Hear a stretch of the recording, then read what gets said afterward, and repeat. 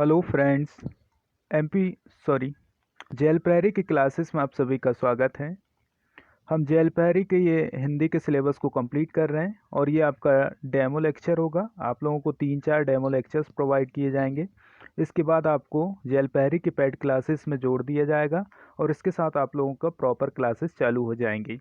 वैसे ये प्रॉपर ही क्लासेस हैं, लेकिन ये आप लोगों का भी सभी के लिए ये है ना कि सब लोगों को तक ये क्लास आपको सेंड कर दी जाएगी। पहली चीज़ देखो, हिंदी के जो आपके टोटल क्वेश्चन पूछे जाते हैं वो आपके 20 क्वेश्चन पूछे जाते हैं। इन 20 क्वेश्चनों को आपको बिल्कुल 20 में से 20 क्वेश्चन आपको सही करने हैं। अब 20 में से 20 क्वेश्चन सही कैसे होंगे, तो ये हमको ज़्यादा से ज़्यादा क्वेश्चनों की प्रैक्टिस करने पड़ेगी और वो किसके अकॉर्डिंग करने पड़ेगी, सिलेबस और पुराने पेपर के अकॉर्डिंग करने पड़ेगी। ठीक है। अब आप लोगों को क्या करना है कि बहुत अच्छे से आपको इसको डेली करना है, सुबह उठकर इसका रिवीजन करना है। ठीक है। और नोट्स बनाने हैं। पहली चीज़ आपको नोट्स ज़रूर बनाने हैं और ये सिलेबस सारी चीज़ें आपको इंक्लूड करने हैं उसमें। ठीक है। नोट्स में जो पहले पेजेस होंगे उसके आपके, उसमें आपको सिलेबस को भी लिखना है, टोटल क्वेश्चनों की संख्या भी लिखना है और जो पुराने पेपर है उसमें क्या क्वेश्चन पूछे गए उनको भी लिखना है। ठीक है। हम क्या करेंगे, एक टॉपिक को कंप्लीट करेंगे, उस टॉपिक का टेस्ट लेंगे, उस टॉपिक से जितने भी क्वेश्चन मतलब पिछले पेपर में जो पूछे गए हैं और जो नए क्वेश्चन बन सकते हैं वो सारे क्वेश्चनों को हम कवर करेंगे। ठीक है। चलो, एक देखो ये छोटी सी पहल है। अब क्या भी कर सकते हैं, क्योंकि ऑफलाइन क्लासेस तो अभी स्टार्ट नहीं हो रही है, तो है ना आप लोग भी थोड़ा बहुत पढ़ लें इसमें, है ना। वैसे यूट्यूब में सारी चीज़ें उपलब्ध है, लेकिन मैं बार बार कह रहा हूँ कि यूट्यूब में चीज़ें उतनी क्लियर नहीं है। सारी चीज़ें बिखरी पड़ी हैं, आप लोग क्या पढ़ें नहीं पढ़ें, वहाँ टाइमिंग क्लियर नहीं है। देखो यहाँ टाइमिंग एक क्लियर कर देंगे हम। टाइमिंग पे आपका वीडियो आएगा, है ना। अभी लाइव क्लासेस का प्रॉब्लम्स है, क्योंकि लाइव क्लासेस हमको शायद 1000 सब्सक्राइबर पर ही मिलेगी। ठीक है। तो आप लोग प्लीज़ वीडियो को शेयर करें और लाइक करें, चैनल को सब्सक्राइब जरूर कर लें, जिससे हमको जल्दी से जल्दी लाइव क्लासेस मिल जाए। ठीक है। चलो, तो हम देखो यहाँ पे जेएल प्रैरी की हम पहले सिलेबस को देख लेते हैं, है ना। और आपको करना ज़रूरी है और देखो मेहनत करना पड़ेगा ही। ठीक है। मेहनत करोगे। अब देखो आज के समय में विद्यार्थियों की सबसे बड़ी समस्या क्या है कि सब चीज़ें पका पकाया चाहिए। ठीक है। और पका पकाया मिलता नहीं है आजकल, आप लोगों को बनाना पड़ेगा। ठीक है। क्योंकि पहले के विद्यार्थियों को देखें कि वो सारा है ना पका पकाया नहीं लेते थे, लेकिन आजकल तो सब है ना पका पकाया चाहिए। चलो ठीक है, तो कोई बात नहीं, आप लोगों को सब मिलेगा, है ना।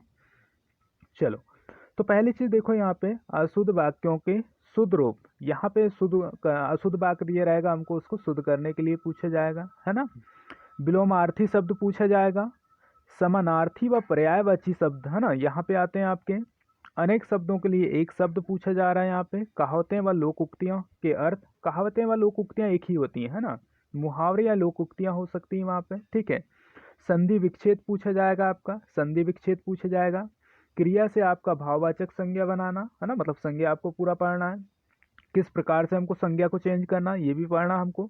रचना एवं रचयिता पूछी जाएगी आप लोगों को। ठीक है। अगला, वर्तनी की समान अशुद्धियाँ, मतलब किस प्रकार से वर्तनी में अशुद्धि है वो हमको ढूंढना है, उसके शब्दों को शब्द रूप में, है ना, निरूपित करना है। शब्दों का स्त्रीलिंग, बहुवचन।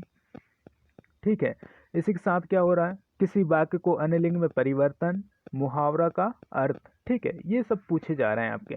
लेकिन इसी के साथ कुछ और टॉपिक है हमारे, प्रत्यय है इसमें। ठीक है। प्रत्यय के बाद क्या है आपके, उपसर्ग है ना।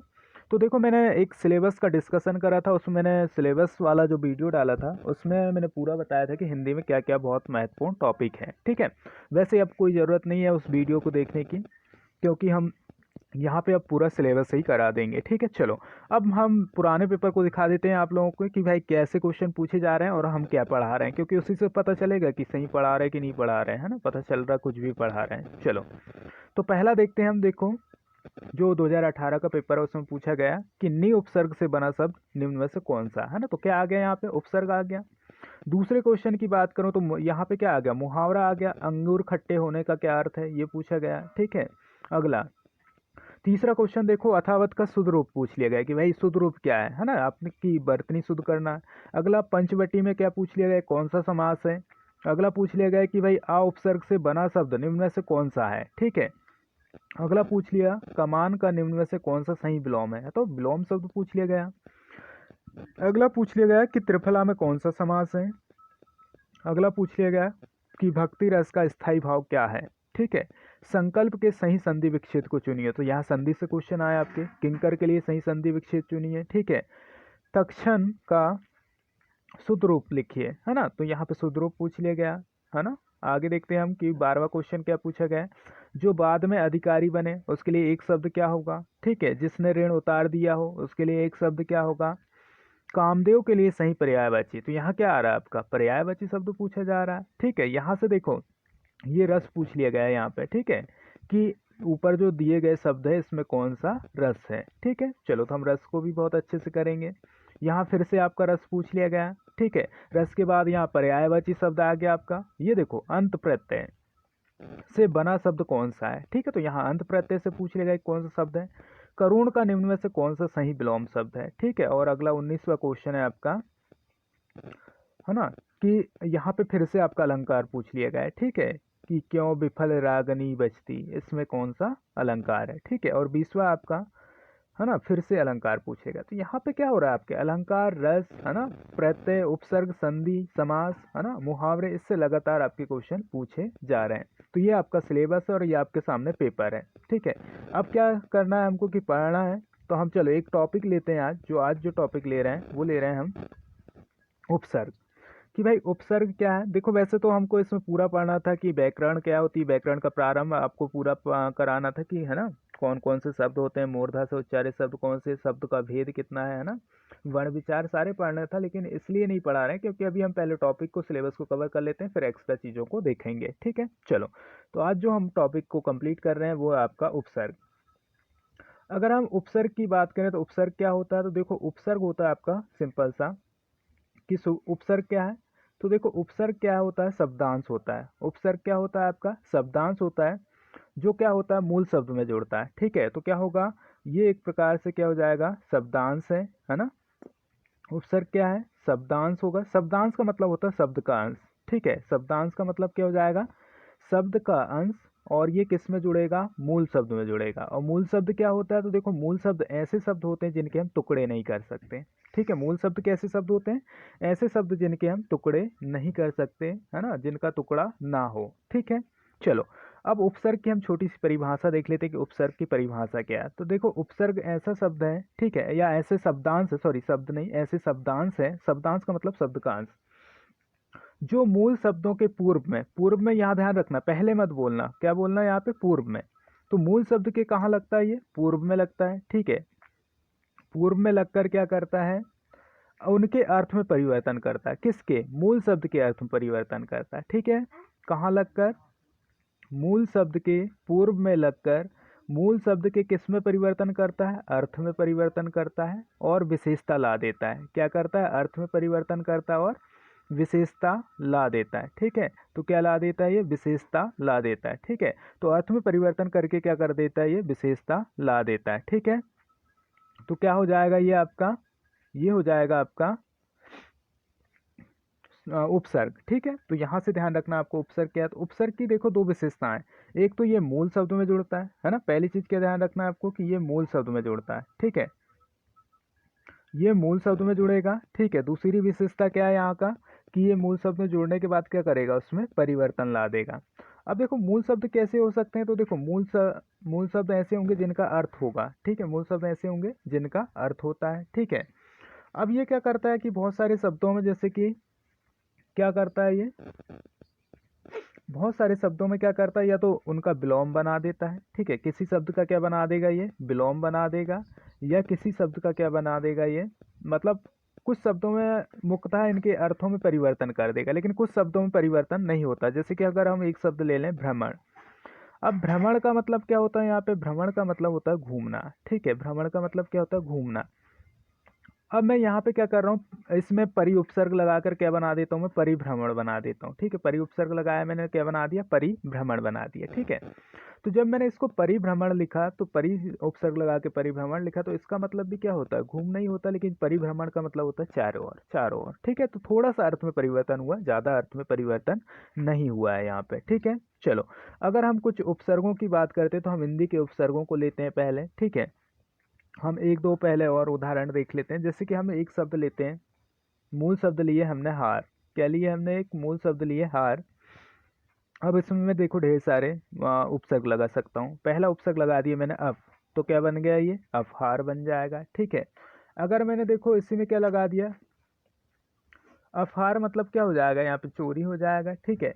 और अगर मैंने इसमें प्रय उपसर्ग लगा दिया तो क्या बन जाएगा बताओ, प्रहार। और प्रहार मतलब क्या हो जाएगा, देखो तो अर्थ में अलग अलग परिवर्तन हो रहा, अब प्रहार हो जाएगा, ठीक है। सॉरी, मैं चलो यहाँ पे कुछ चीज़ें हम सिर्फ उपसर्ग लगाते हैं, ठीक है। चलो, तो पहला उपसर्ग, जैसे मैंने एक मूल शब्द लिया हार, पहला मैंने लगाया क्या, आपका पहला मैंने लगाया क्या, अप लगाया है, ठीक है, तो अप उपसर्ग हो गया। दूसरा लगा दिया मैंने प्रय, तो क्या बन जाएगा, प्रहार बन जाएगा। तीसरा अगर मैं इसी में लगा दूं सा, ठीक है, सा अगर लगा दूं इसमें, है ना, तो सा लगा दूं तो क्या बन जाएगा, संहार बन जाएगा, ठीक है। और अगर मैं इसी में अगला उपसर्ग लगा देता हूँ, कौन सा, आपका वी, तो क्या बन जाएगा, ये बिहार बन जाएगा, ठीक है, बिहार बन जाएगा, ठीक है। और अगर मैं इसी में और उपसर्ग लगा दूं, अगला उपसर्ग लगा दूं क्या, परी, तो परिहार बन जाएगा, ठीक है। और अगर मैं इसी में और उपसर्ग लगा दूं, कौन सा, उप, तो क्या बन जाएगा, उपहार बन जाएगा, ठीक है, उपहार बन जाएगा। और अगर इसी में मैं लगा दूं अगला उपसर्ग प्रति, तो क्या बन जाएगा, प्रतिहार बन जाएगा, ठीक है। तो प्रतिहार हो गया यहाँ पे। अगर मैं इसी में और उपसर्ग लगा दूं क्या, अगला लगा देता हूँ मैं आ, तो आहार बन जाएगा, ठीक है, क्या लगा दिया मैंने, आ। तो देखो एक ही मूल शब्द था, इसमें हमने कितने सारे क्या लगा दिए, हमने उपसर्ग लगा दिए, तो इनका अलग क्या हो गया, अर्थ अलग अलग हो गया। परिहार का मतलब क्या हो गया, है ना, चोरी हो गया यहाँ पे, है ना। अपहार, सॉरी, अपहार का मतलब क्या हो गया, चोरी हो गया, ठीक है। परिहार का मतलब क्या हो गया, परित्याग, है ना, या परिसं, सॉरी, उपाय, है ना। और अगला क्या हो गया आपको, उपहार का तो आपको पता ही है ना। प्रतिहार का मतलब क्या होता है, द्वारपाल होता है प्रतिहार का मतलब। संहार का मतलब क्या होता है, तो संहार का मतलब होता है नाश करना, ठीक है, संहार करना मतलब नाश करना। आहार का मतलब तो पता ही है आपको, भोजन होता है। विहार का मतलब क्या होता है बताओ, तो बिहार का मतलब यहाँ पे होता है कि अगर आप कहीं भ्रमण कर रहे हैं, घूमना, विहार करना कहते हैं जिसको, ठीक है। और उपहार का मतलब तो आपको पता ही, और प्रहार का मतलब तो है ही, आपको पता है ना, कि चोट पहुंचाना भाई, किसी को मारना। तो इस प्रकार से क्या होता है, एक शब्द में हम क्या करते हैं, अनेक उपसर्ग लगाकर हम क्या करते हैं, उसके अर्थ में परिवर्तन करते हैं, ठीक है। क्योंकि देखो अभी हमने सारे के अर्थ देखे, तो अलग अलग अर्थ में क्या हुआ, परिवर्तन हुआ, ठीक है। चलो, तो इसी प्रकार से हम क्या करते हैं, कुछ हिंदी के क्या करते हैं, उपसर्गों को लेते हैं, ठीक है, हिंदी के उपसर्गों को लेते हैं, और इससे हम बनाएंगे कौन कौन से शब्द आपके बनते हैं। तो हिंदी के उपसर्ग हम पहले देख रहे हैं, देखो अलग अलग उपसर्ग है।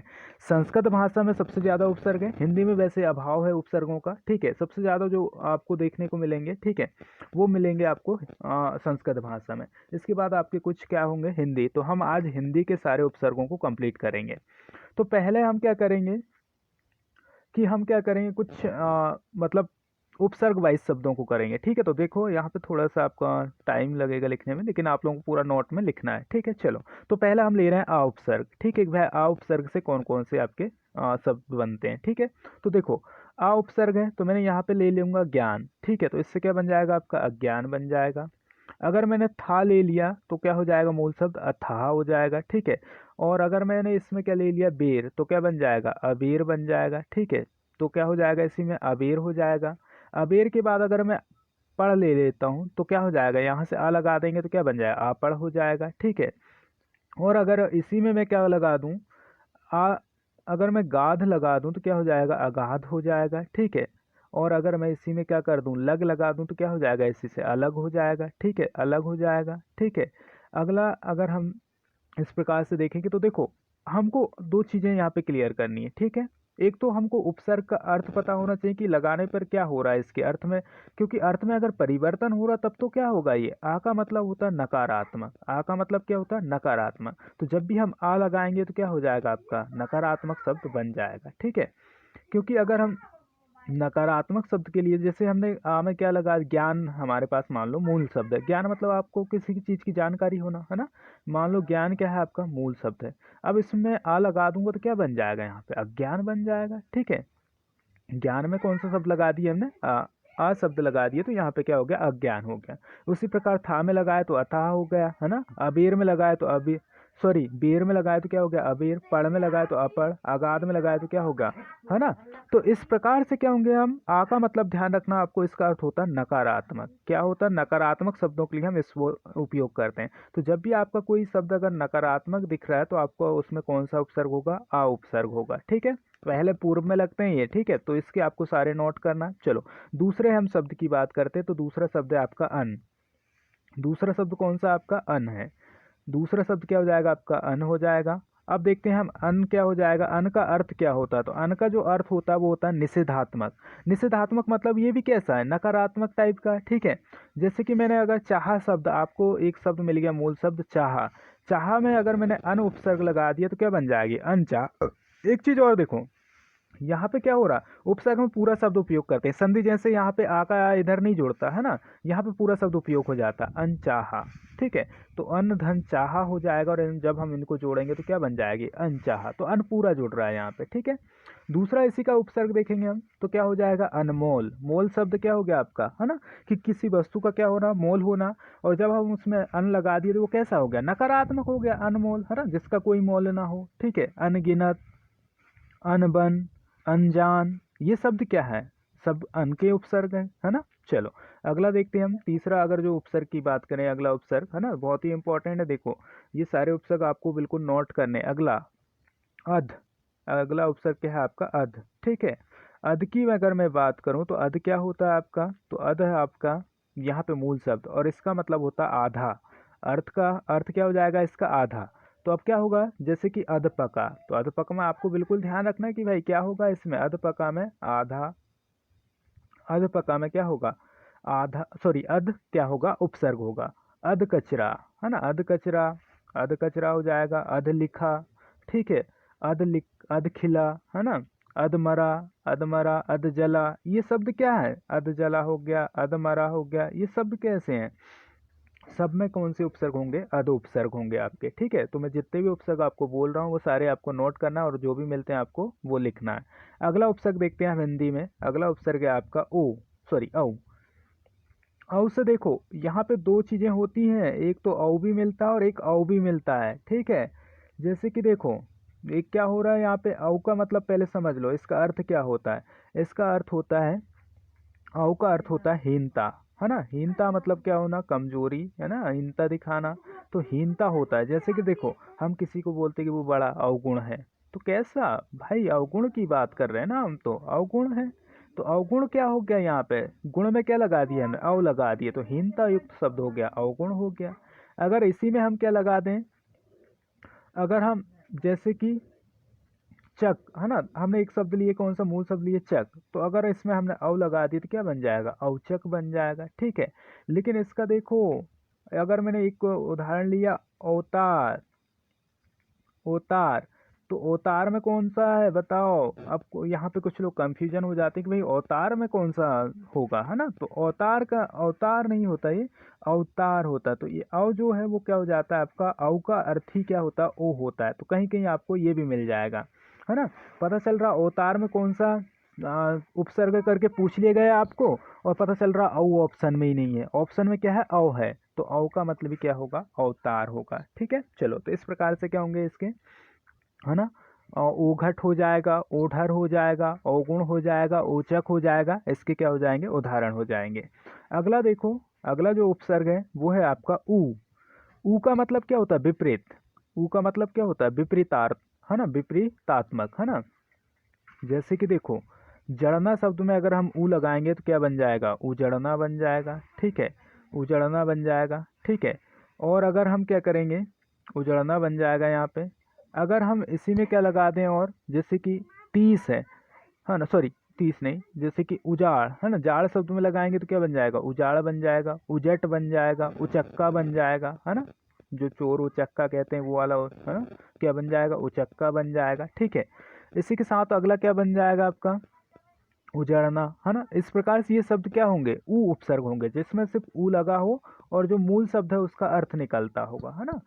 तो अगर उसका अर्थ निकलेगा तो मतलब क्या है, सिंपल सा ऊ उपसर्ग होगा, ठीक है। चलो इसमें आपको कुछ और बहुत सारे उदाहरण आपको देखना है, ठीक है। चलो अगला देखते हैं हम, अगला उपसर्ग है आपका ऊन। अगला उपसर्ग कौन सा आपका, ऊन उपसर्ग। ऊन में क्या है तो देखो, ऊन में ऊन का मतलब जो होता है एक कम, ऊन का मतलब क्या होता है, एक कम, है ना। ऊन का अर्थ क्या होता है, एक कम होता है, ठीक है। जैसे कि देखो 29, है ना, 39, 49, 59, है ना, 69, ये सब क्या है, 69, है ना, ये सब क्या है जिसमें एक कम हो, है ना। चलो तो इस प्रकार के शब्दों में क्या उनसे आपके उन उपसर्ग होगा। अगला उपसर्ग की बात करते हैं हम, दू। दू का मतलब होता है बुरा, है ना। दू का मतलब क्या होता है, बुरा होता है। और यहाँ पे दू का अर्थ मतलब क्या हो जाता है यहाँ पे, बुरा। अब देखते हैं इसमें हम क्या कौन कौन से शब्दों का, जैसे कि दुकाल, है ना, दुबला। तो देखो दुबला दुकाल हो गया, इस प्रकार के शब्दों में कौन सा उपसर्ग होगा आपका, है ना, दू होगा। ठीक है, अगला, अगर देखो इसी में अगर हमारा क्या आ जाए, है ना, इस प्रकार का दू आ जाए, जैसे कि ये दू, है ना, तो इसमें क्या हो रहा है हमारा, बड़ा ऊ लगा है। ठीक है, अब इसमें क्या क्या होंगे, तो इसका देखते हैं हम। तो इसमें होंगे आपके, है ना, कि जैसे कि दू का इसमें देखो हीन होता है, और उसमें क्या होता है, बुरा होता है, हीन, है ना, जैसे दुर्भर, दुरंदेशी, है ना, इस प्रकार का। ठीक है, चलो, अगला अगला उपसर्ग है आपका नी, है ना। और ये आपका आ चुका है ना, निकाय में पूछा कि कौन सा उपसर्ग है। ठीक है, तो आपका नी की बात करते हैं हम। तो नी में देखो कौन कौन से हैं आपके, नी में है आपका जैसे कि निबल, निकम्मा, निडर, निहत्या, है ना, निरोगी, निखरा, निकाय। अभी क्या पूछा था, निकाय, है ना, निकाय। ठीक है, तो यहाँ पे नी का अर्थ क्या होता है, ये आपको ध्यान रखना है। नी का अर्थ होता है अभाव। नी का अर्थ क्या होता है, अभाव, है ना। किसी भी चीज में आपको अभाव वाला शब्द लग रहा है, ठीक है, जैसे निखरा, है ना, निबल, ठीक है, निडर, है ना, डरता नहीं। ठीक है, इस प्रकार के अगर शब्द है तो यहाँ पे क्या हो जाएगा आपका, है ना, जैसे कि हम यहाँ पे निडर बोल रहे हैं आप, और हमने कह रहे हैं कि भाई अर्थ कैसा है, तो भाई डर का अभाव है ना उसके पास, है ना, मतलब वो डरता नहीं है। ठीक है, तो डर का क्या हो गया उसके पास, अभाव, निडर। नहीं तो आप कहोगे कि साला इसमें आप कह रहे हैं कि नी का अर्थ अभाव होता है, और साला निडर में तो अभाव नहीं है ना, तो ऐसा नहीं है, यहाँ पे नी का अर्थ होता है अभाव। चलो अगला देखते हैं हम, बिन। बिन में कौन सा, सॉरी, बिन मतलब बिन शब्द से कौन कौन से उपसर्ग बनते हैं, तो ठीक है, बिन उपसर्ग है ना। बिन उपसर्ग का अर्थ होता है बिना। बिन उपसर्ग का अर्थ क्या होता है, बिना।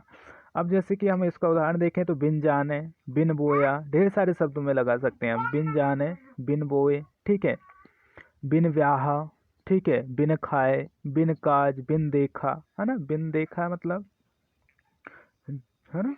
तो आप यहाँ पे इस प्रकार से शब्द बना सकते हैं, तो इन शब्दों को आपको बिल्कुल लिखना है। ठीक है, चलो अगला, अगला है आपका भर, है ना। अगला उपसर्ग क्या है आपका, भर। अब चाहे भर को आप कहीं भी लगा दो, भर का मतलब होता है पूरा। भर का मतलब क्या होता है, पूरा। पूरा मतलब कैसे, जैसे कि भरपेट मतलब पूरा पेट भर के खाए, है ना। भरपूर मतलब पूरा, भरपाई है ना, किसी चीज की क्या करो भाई, भरपाई करो। ठीक है, भर ताकत, भर मुंह आदि, ये सब क्या है। अगर देखो भर कहीं उपसर्ग आपको दिखा तो मतलब समझ जाना कि भाई यहाँ पे पूरा की बात हो रही है। और अगला उपसर्ग देखते हैं हम, अगला उपसर्ग है आपका कु। अब कु का मतलब क्या होता है, ठीक है, कु का मतलब होता है यहाँ पे बुरा। कु का मतलब क्या होता है यहाँ पे, बुरा। ठीक है, कु का मतलब होता है यहाँ पे बुरा। और यहाँ पे अगर हम देखें तो जैसे कि कुकर्मी, है ना, कर्मी मतलब कर्म करने वाला, और बुरा कर्म करने वालों को क्या कहेंगे हम, कुकर्मी कहेंगे। ठीक है, तो क्या हो जाएगा, कु का अर्थ यहाँ पे बुरा होता, तो अर्थ में परिवर्तन हो रहा है, कुकर्मी, कुपूत, है ना, कुवक्त, कुघड़ी, कुढंग, है ना, तो मतलब गलत ढंग। चलो इस प्रकार से कु हो गया। अगला उपसर्ग है आपका सु। ठीक है, अगला उपसर्ग क्या हो जाएगा आपका, सु हो जाएगा। अब देखते हैं हम अगला उपसर्ग क्या है आपका, सु। ठीक है, तो यहाँ पे देखते हैं हम, सु से, सु का मतलब क्या होता है, ठीक, है ना। सु का मतलब क्या होता है, यहाँ पे अर्थ होता है ठीक। अब ठीक कैसे होता, तो देखो पहला है यहाँ पे सुघड़, सुडौल, सुजान, सुपूत, है ना, तो इस प्रकार के शब्द क्या होंगे जिसमें हमारे क्या होंगे, है ना, सु उपसर्ग होगा आपका। और अगला लास्ट है आपका सा। सा का अर्थ होता है आपका अच्छा। सा का अर्थ क्या होता है आपका, अच्छा। अब सा का अर्थ होता है आपका अच्छा, तो यहाँ पे क्या हो जाएगा, सरस, सजग, है ना, सगोत, सहित, ये सब क्या है आपके इस प्रकार के उपसर्ग हैं। ठीक है, चलो, तो अब मैं कुछ शब्द दे रहा हूँ, इसके उपसर्ग आपको क्या करना, कमेंट्स में करना है, ठीक है, कि भाई आपके इनमें कौन कौन से आपके उपसर्ग है। ठीक है, चलो, तो मैं कुछ शब्द दे देता हूँ आपको, आपको बताना है कि इन शब्दों में कौन कौन से उपसर्ग है। ठीक है, चलो, पहला शब्द आप लोग है ना देखेंगे यहाँ पे। तो यहाँ पे अगर मैं पहले शब्द की बात करूँ तो आपको बताना है कि कुछ मैं मतलब सिंपल से शब्द लूँगा, ज़्यादा है ना वो नहीं होंगे। ठीक है, आकाश। आकाश में बताना आपको कि कौन सा उपसर्ग है, आकाश में बताना है। ठीक है, पहला आकाश में बताना है। दूसरा बताना आपको अनुसार में। ठीक है, क्या बताना आपको? अनुसार में बताना कि कौन सा उपसर्ग है। तीसरा बताना आपको अनुसार के बाद बताना है आचार में, सॉरी आचार में नहीं, अनुशीलन में बताना आप लोगों को, ठीक है, कि अनुशीलन में कौन सा उपसर्ग है, ठीक है, अनुशीलन में बताना है। अनुशीलन के बाद चलो एक दो और दे देते हैं हम। अनुशीलन के बाद आपको बताना है उपकार में आपको बताना है कि उपकार में कौन सा है, ठीक है, उपकार में बताना आपको, ठीक है। उपकार के बाद बताना आपको अनुक्रम में बताना है, ठीक है। अनुक्रम हो गया क्या? अनुक्रम हो गया, दूसरा ले लेते हैं हम। आपको बताना उत्कर्ष में कौन सा समास है, ठीक है, उत्कर्ष में, ठीक है। चलो, तो इतने आप मुझे, है ना, क्वेश्चनों को आंसर को कमेंट्स में जरूर सेंड करें। जो भी डाउट है कमेंट्स में आप लोग सेंड कर सकते हैं, है ना। उसका मैं अगली वीडियो में क्या होगा सॉल्व लेके आऊँगा कि भाई क्या क्वेरी है आप लोगों की, ठीक है। और हम कोशिश करेंगे कि कहीं कहीं अगर हमको लाइव का अगर मिल जाता ऑप्शन तो हम लाइव डाउट सेशन भी रख लेंगे। चलो ठीक है, इसी के साथ हम स्ट्रीम को एंड करते हैं। थैंक यू, धन्यवाद। वीडियो को पूरा देखें, ठीक है, और शेयर भी करें। शेयर नहीं करें, ये वीडियो आप लोगों पर्सनल रहेंगे, ठीक है। चलो।